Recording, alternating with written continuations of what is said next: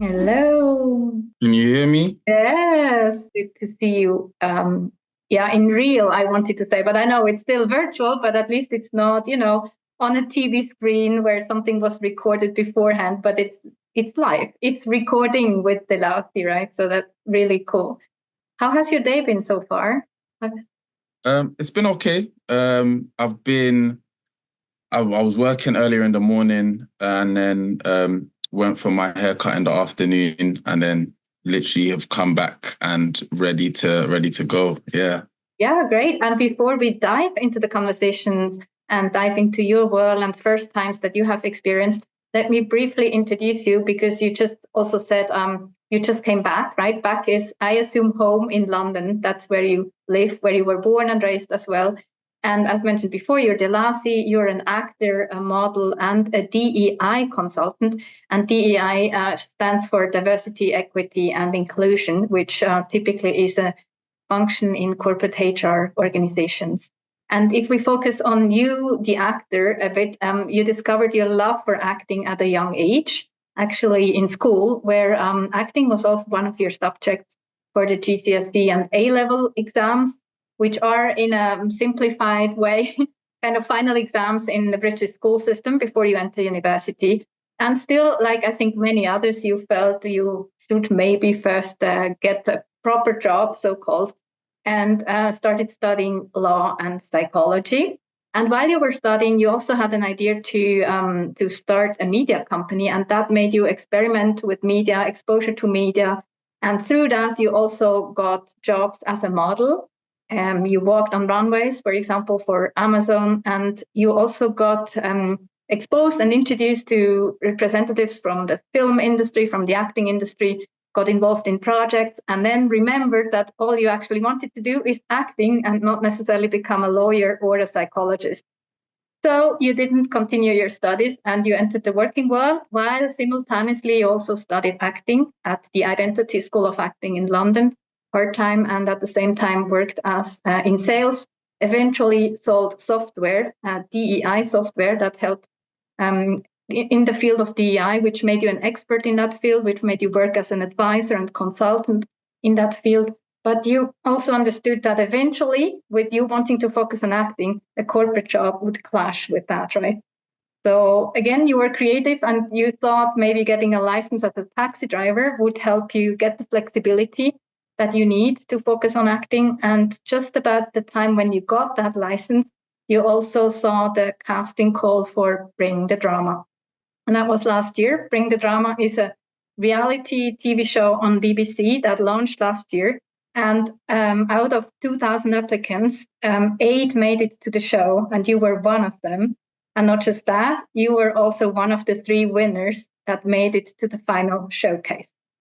So that got you a job with one of the top acting agents in the UK and also landed you a role on the legendary soap EastEnders. So congratulations on that. And let me also mention that if there's a life outside acting, which is maybe sometimes difficult also to understand with so much going on, that you also like playing football and practicing Muay Thai, which is a martial art. I think it's sometimes also called Thai boxing. So again, a very warm welcome to this episode of Manifest Conversations, where we talk about first time and other life experiences that have taught us something or inspired us in a specific way. And now let's dive in, shall we? Oh, thank you. Thank you so much. I'm so grateful to be here. What an introduction. I'm very humbled by that. So thank you. Thank you so much for the opportunity. And it's great to see you again. Yeah, same here. And I know you're a very humble person. And in the end, all I have just shared about you is what you have done, right? I know it can be quite a special moment to realize that, wow, all of these things have happened. And there's many more. And I suggest we start with Bring the Drama because that's still so recent. And first times with the Bring the Drama journey. I know there's many probably, and we would not necessarily have the time, unfortunately, today in this episode to go into all of them. But if you could pick 1 or 2 for us that were maybe, I don't know, special in a certain way because they were, I don't know, really taught you something about the way you were thinking, feeling, etc. So if you could pick one or two and take us on the journey, what these learnings were for you. I think one of the most important ones for me was with the auditions, my first audition in particular. So with Bring the Drama, my first audition on the show, we were auditioning. We got given scripts for, funnily enough, EastEnders, and we had the night to rehearse the script, and then we had to go and shoot auditions the next day. Mm-hmm. So the next morning, I was confident. I was like, yes, I know my lines. I know how I want to play this. I'm just gonna go in there and just wow them, and like it will be great. And I got into the audition room, and of course, it was like no audition I had done before. I'd only auditioned in person once before this, and that was just with like a few casting people and a small camera. That was it. So this time when I went into the audition room, there was Kelly Valentine Hendry, who is a world-renowned casting director. And then not only that, you have a whole camera crew, about 4 or 5 different cameras just for an audition. And I was like, ooh, okay. And that's when the nerves really started to kick in.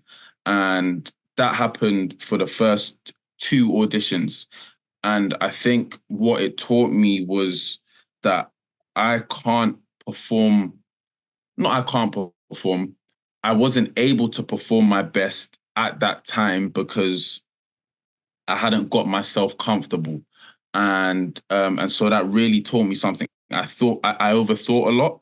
And so what I did to change that was going into episode 3, I took some time out, saw my friends, saw my family, felt like me again, really brought myself back to who I am and what I want to portray as Delasi, as myself. And from that point onwards, my whole trajectory on the show completely changed. And I went from overthinking and going into these auditions and being too nervous and too, like, not scared, but just my heart was pumping so much, thinking about all the things that might go wrong, instead of just breathing, relaxing, not over focusing, just understanding and trusting myself that, listen, I've done the work prior, so just trust myself to just deliver. And once that changed for me, yeah, the whole show changed for me. It sounds like it got calmer in your mind, in that sense, yeah, before Yeah. all the thoughts about negative scenarios also. And what brought you that idea that maybe, more contact with the outside world would bring you the reset that you needed? Was that your idea just out of the blue? Or Yeah, I think so. We had a casting, not a casting, an acting coach on the show called Gemma, and she'd always give us some feedback, help us with anything that we might need. And so having a conversation with her, she just told me to change the words in my mind from focus to relax. And that really helped me. And then we had a few days off, and I just had the urge. I just felt like I needed to find me again. And so I took that time to go home. I spent like a day just back in my area. I went to visit my friend who was at work. I went to see another one of my close friends, and it just made me feel like me again. It just made me feel home again. And I was like, okay, I just need to bring that essence back with me because it never actually leaves me. It's within me. And so once I downloaded that, I was like, okay, I can do this. And I went back with a completely different mindset. And now I learned that lesson about myself. I won't make that same mistake going forward, and didn't make that same mistake going forward. That's very interesting and very valuable also, that you're sharing that, because I'm sure it can help others as well. Because I've been thinking about that a lot, when you're in the acting world, you're often in this world that's not the real world somehow, right? Even though we try to, often also we want to give the image or the impression that it is actually something real that's happening. But just that shift, maybe we can talk about that also if we get to it a bit later, how that is, this transitioning. But if we stay with Bring the Drama for a little bit, I was also wondering the fact that you were a very close group, I would imagine, the 8 of you that started the journey as the actors in there. And still you also have to compete, right? Which is a bit, it can look a bit like a conflict. You want to support each other. You're sometimes also grouped as a team, but then you also want to win, I guess. That's what you're there for. And how did you navigate that? I think that was one of the easiest things actually to navigate, because on the first night before we even filmed, we had dinner together. And from that dinner, we just bonded. And from that moment, for us, as us eight, it never seemed like a competition. We wanted everyone to win. We wanted everyone to get the lead roles. We wanted everyone to get cast of the week, actor of the week. We knew there's not enough to go around, but we knew that giving our best, like as an actor, if you give your best performance, you help the people that you perform with. And like for us, it's, if we're able to all do that, then the rest is up to Kelly. The rest is up to just life, and whatever happens, happens. But we wanted to give each other the best possible chances of getting to that final showcase, because we just had each other's backs from day one. And so it was so simple for us. None of us really felt like, I'm against this person or I'm against that person. It was so easy to just be like, I want everyone to win. And I think the way that everyone's been so well received outside of the show, everyone did win. It almost gives me goosebumps, because what you're saying is basically that matters for every team, right? And then if I think about you having been in DEI also, and just the fact that anywhere and everywhere where we get together with people, and the lesson you share is very powerful, that if we act as our best, and this doesn't necessarily need to be acting as a professional actor does, but if we're the best, then we help others to be the best. I mean, imagine the world we would have if it's like this everywhere. Exactly. Yeah, right. And one thing I'm really curious about. So I assume, I mean, yeah, you had to be silent about the outcome, right? Because first it was filmed, then there was, I guess, a gap before it was shown on TV, really. And so how was that for you to keep the secret? Or did your glow make it very obvious to everyone that it was a good thing and successful? I mean, it was extremely difficult because I just wanted to tell the whole world. I wanted to tell absolutely everyone, but the easiest way that I managed to do it was to just, to the people who didn't know that I was going to be on the show, I just waited until the show was about to come out, and then I was like, okay, I'm on this show, have a watch. And then like I didn't say anything after that.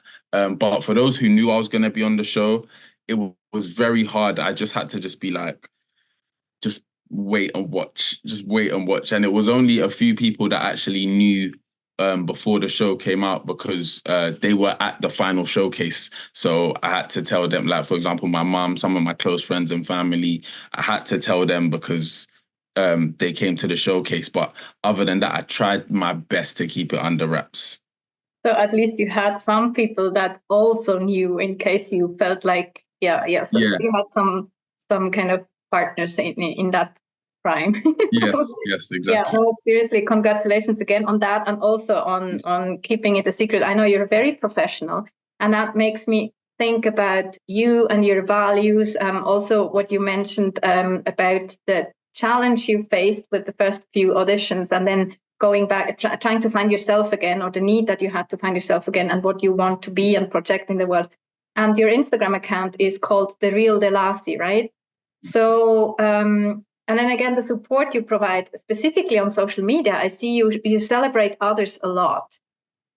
So is that one of your core values, I would assume, the support to others? And could you give us one or two more that are really dear to you and you want to make sure you share with the world? Yeah, for sure. Yeah, supporting others is always been a big thing for me, because it costs nothing and it feels good. Like, I like to see other people win. I like to see other people chase their best self, to chase greatness and to just chase happiness. And I've always been like that since I was young. Like, of course, I get very competitive when I'm doing certain things too, but it's like, for me, the way I've always thought was, in life, there's enough winning for everyone. And although everyone might not win to the same level, there's enough winning for everyone. And so when I see people doing good things, whether I know them or don't know them, it's always great to just show them that people care and that people are happy for them, because sometimes people don't get that. And so just making people feel good has always been something that's been ingrained in me, and just providing that level of support. I think it's something I get from my mum. My mum, like throughout my whole life, I've seen her do the same thing. Like she'd celebrate people, she'd gas people, and just everyone that like does well around her, she'd really just be there and just be the loudest person to celebrate them. And so I think I get a lot of that from her. And I think another one of my values is just to people that I come into contact with, to do my best to make sure that they leave better than I found them. So they don't have to be in a bad place. But for example, if I'm doing a cab journey, if somebody comes into my cab, they could, I don't know anything about their life, but I might open up a conversation and give them a laugh, or have a nice conversation, ask them about their day or anything like that. And even if it's 0.0001% that they've left thinking, oh, that was a nice conversation, for me, they've left better than they came in. And so stuff like that, of course, it works to different levels, and sometimes it's more it's much more of a bigger jump where somebody might be upset or something like that. But generally, I think it's a really good ethos to have, is just people who you come into contact with to just leave them a better way that you met them. And I think if everyone employed that, life would be a lot better. We should probably leave a way where people can, if people travel to London, could find you and have a ride with you. If they, I mean, who wouldn't want that? I can just also talk about myself, right? It can make such a difference if there's someone in the car, if you take a taxi, and that person kind of senses your energy, and sometimes it's also good to just be quiet, but you can still feel something in the energy, right? In how the person kind of just makes you feel, yeah. And I would want to say, but I guess it's not entirely true, that driving a taxi is very different from being an actor and being on a film set. And again, also, you mentioned that you stepped out, back to that example you shared at the beginning, that you felt, it's my words now, I think, if I say, did you also say back to the real world? Yeah, somehow. So these shifts, if you're on a film set and then back in your taxi, do these worlds somehow come together, maybe also with DEI, or are these separate worlds, and do you need to keep them separate for yourself and your own sanity, or does this blur somewhere, and in what sense, if at all? For me, they all link, because they are all part of the journey to where I want to be. So acting is my dream and my passion, and something that I'm pursuing for the rest of my life.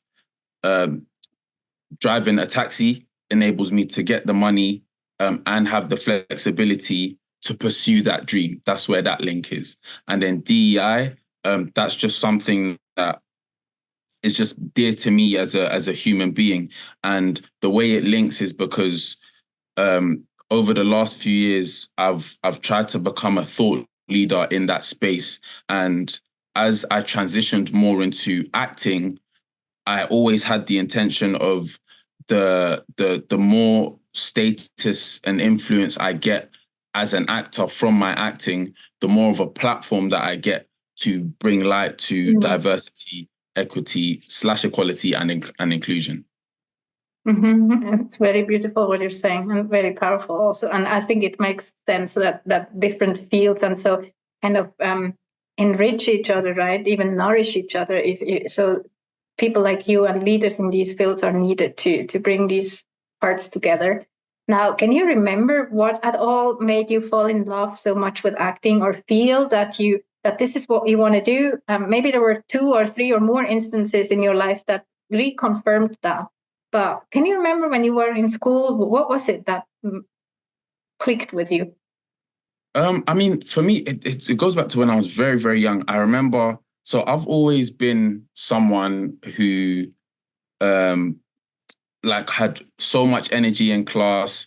I always used to get in trouble. My mum, bless her, every single year I'd get my school report. It says the same thing. Delasi's disruptive. Delasi disrupts his classmates. Delasi doesn't always concentrate. Delasi has too much energy in class. He's always talking something. But whenever I got into drama class, like I was like, it's like someone gave me a license to just allow all that energy that I'd have to hold in for maths, hold in for English, hold in for all these lessons. Once I got to drama, it was like I was just allowed to be free, and I just loved the feeling that, along with when I was doing like PE, physical education, like those two, it's just really where I felt that freeness. And I remember in year six, so I must have been around 10, and we went on a school trip to the Isle of Wight. And on that trip, like I'm someone in class, whenever they say like, who wants to do something, I'm the first. I don't even, they don't have to finish their sentence. I'm always the first. I remember they asked, we went to a theatre, and the people at the theatre asked, who wants to come up? And arm shot straight up, me. Didn't know what it was going to be. And they ended up putting me in this, I had to wear, it was like, it was pantomime. So I had to wear all this extra makeup, like to look like a clown, and like I was wearing this weird dress thing, and it was crazy. But I just remember just laughing and just saying, just loving the fact that I could be a character, and I couldn't get in trouble for that.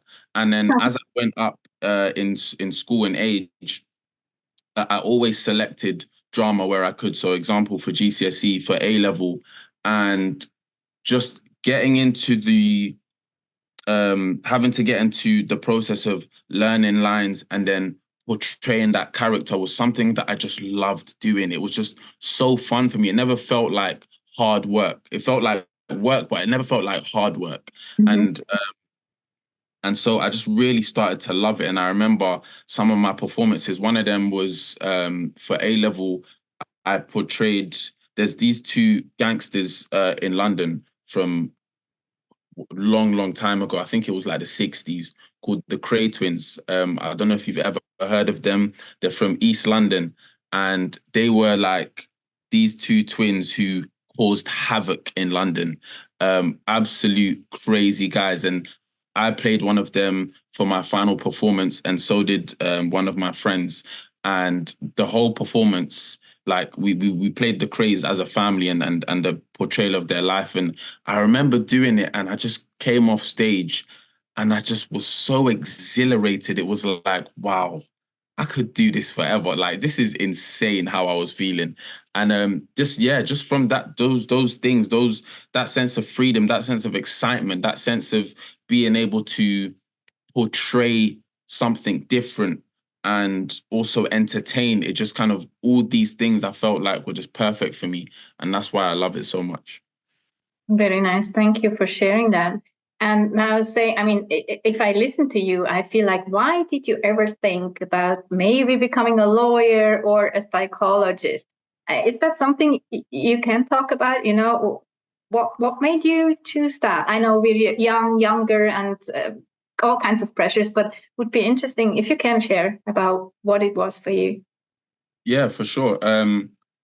So for me, when I was younger, actually, I actually always did want to study psychology, because I like understanding the mind from that aspect. And I never had the opportunity to for A level. So when I was going to uni, the opportunity was there. And with law, I studied law at A level, and I liked it.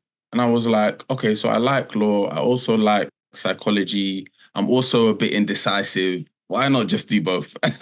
And so I did both, and I liked it. I liked the course, and for the first, I'd say for the first year for sure, I was like, okay, I'm gonna be a really good lawyer. Like, I'm gonna be a fantastic lawyer, um, probably a barrister, so that I can actually speak in court, and be able to. I felt like I'd be Harvey Specter of the law world in the UK. Harvey Specter's a character from Suits who I really love, and I was really looking forward to that. But then I had, as you spoke about earlier, I had that dream, and that came in like my second or third year. And by this time, I was already becoming disillusioned by the whole thing. I was just like, I don't really, I no longer really see myself chasing this and being happy. And Mm-hmm. um and within my culture as well, it's we the one thing that is held in such high regard is a high education. And so, and then following that, a good career and a really established, well-known career. And so I had this in the back of my mind of I had to really just push through, finish, and do this. And because I didn't really feel like I had any other avenues. I loved football. I tried to chase football, but it didn't work. And so it was this. And then by that time, about my third year, it just, yeah, as I said, I was just so disillusioned by it and was just like, this is no longer for me. This doesn't feel like me. And I've always been someone who chased happiness over money. Like I'm so much more. You can convince me to do something if there's the gift of happiness is at the end rather than the gift of money, because that's just how I've always pictured life. I felt like if you're happy, you don't need anything else. And so if money can make someone happy, that's great. If something else, family can make someone happy, that's great. But for me, it's just about just, yeah, chasing that feeling of being happy. And I didn't think that I'd be able to get that pursuing those other careers. That's a very good reminder because I think it's, I mean, again, talking about myself also, really to allow to listen to these feelings that we have, and not just let maybe the mind take over and go with more so-called reasonable decisions. But interesting that you mentioned, you said in your culture, high education means a lot. And may I ask, because I know you also have some background in Ghana. I mean, you have lived in London mostly, if not, I think, all your life. But then your parents uh, are originally from Ghana, meaning your father, I think, lives in Ghana. Is that what did you mean with our culture? Is it kind of a combination of both, or is Yeah, it so more? so so by my culture, I'm talking about mainly African culture, and for me, West African specifically, in Ghana. Yeah, education is held at such high esteem, high regard, and being able to progress into those really established career paths, such as doctors, lawyers, um, those kind of things, is what is kind of pushed amongst us, and being in that creative space isn't really understood as much. Yeah. And so that's why the more traditional lines are where a lot of children from my culture are kind of pushed into. And of course, I know I think we all know, right? Usually with the very best intentions from parents, right? They want to make sure that the children will have a living and make a good living. And but still, I mean, I could imagine that it may not have been the easiest situation for you. Then once you decided now acting is the way, and then that you may have gotten challenged or so, not necessarily just from within people from, let's say, your culture, as you said, or is in general, when you meet challenges, how do you deal with that? Because happiness is great to have, but I know all of us know sometimes we're not happy, right? And I'm sure it happens to you as well. What helps you in these situations? Um, for me, when I get to challenges, one thing I do and I've done more and more over the last 4 or 5 years is pray. And I'm very religious, and like my relationship with God continues to get stronger. And so I find a lot of strength understanding that I'm not alone.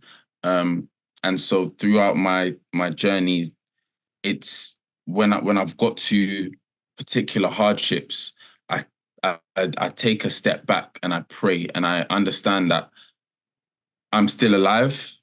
I'm still not at rock bottom, as in I've got a roof over my head, I've got food, I've got family, I've got things around me, I've got opportunities. I'm not out of it, which means that God has never let me down. And so I use that as a platform to tackle whatever I have. And once I pray, I then go into, okay, let's be solution focused and let's try and face these things head on, because definitely I'm like, I'm sure a lot of people are, but I can only speak for myself. Sometimes when problems get too much, I just go to sleep. I'm like, I can't deal with anything.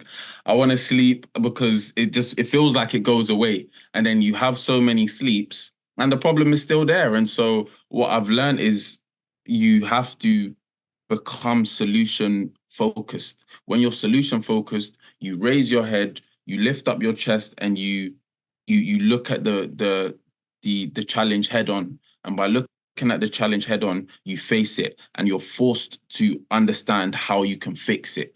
And that gets you into the mode and mindset of, this will now come to an end because I'm working on fixing that solution. And that's how I often deal with my challenges. Very nice. Yeah, and interesting that you can sleep. I'm a person who can't sleep when I'm trying to escape a problem that needs a solution. So yeah, but very, very interesting. And thanks for sharing that as well. I know you also had a few first-time experiences with your family, right? Because you live with your mom and you're a single child, but your father then also had more children, and there you have like 7 siblings, who many of them I think live in Ghana, and one in the US, one in Argentina, if I'm not mistaken. How maybe one of the first times with your family in your family setup that you could share and what it meant for you? So I can give you two of my first times, if that makes sense. So one of them was, I believe it was 2007 or 2008. And I went to Ghana for the first time as a as a child. Well, I wasn't an adult. I was about 11, 12. But that was the first time I remember meeting my dad. And at that time, I actually also met my older brother who I follow.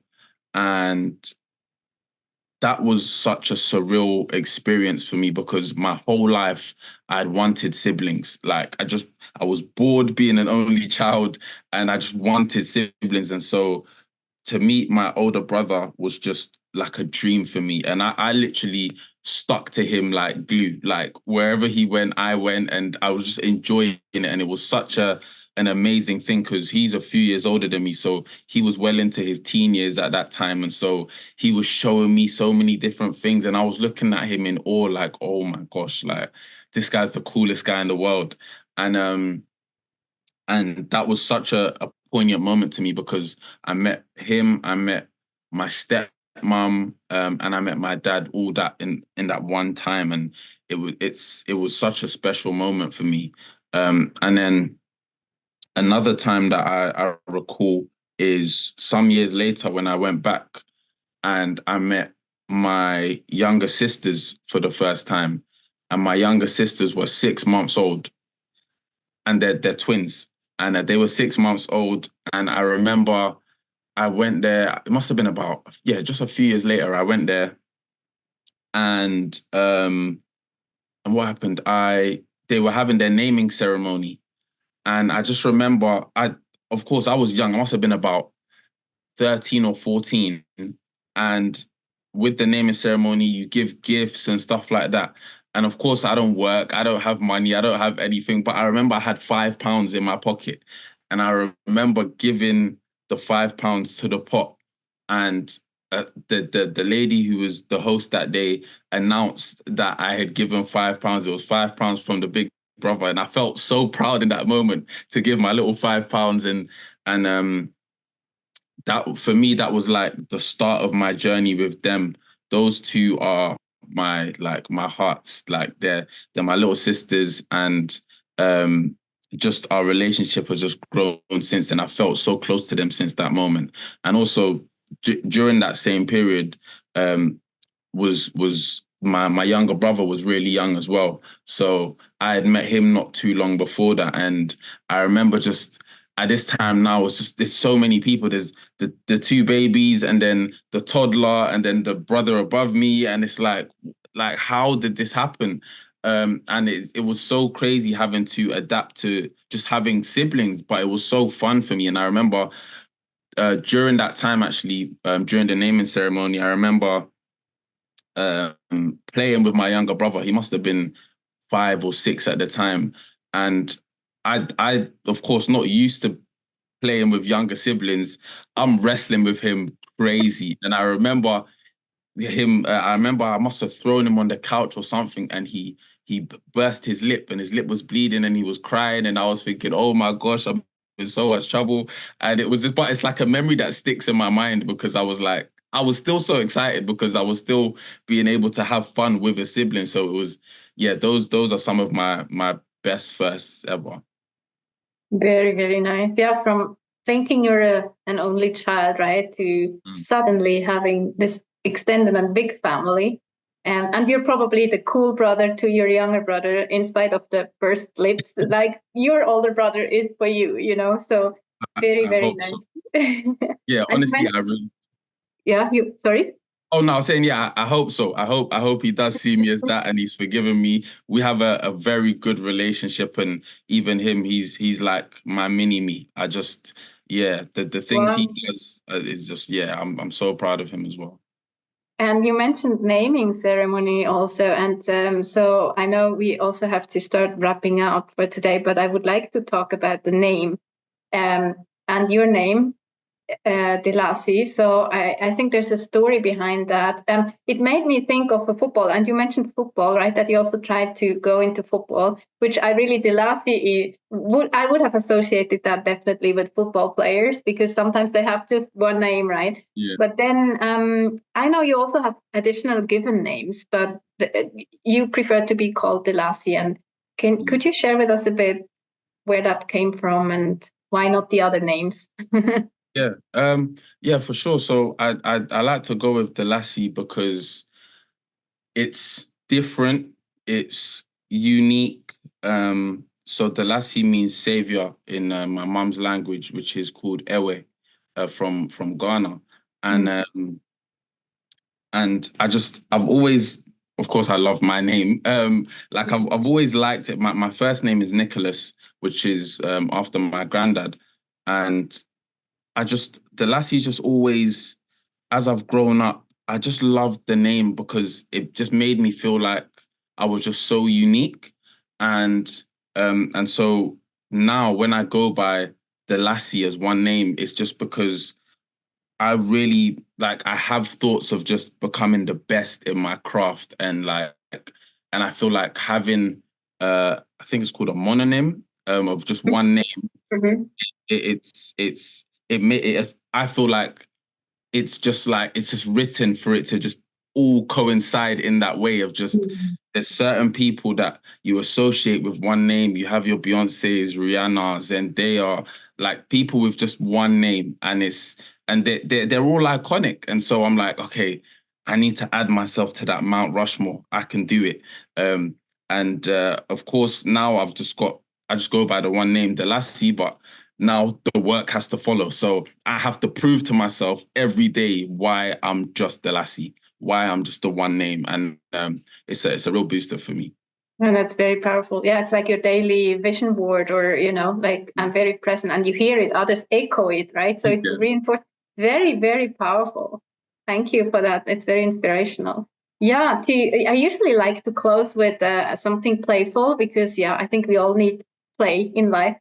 So you can take this a bit lightly, not saying that you have to, but so it's two parts probably. The first part is I assume, and I know you have been on a few interviews, especially with Bring the Drama or after that.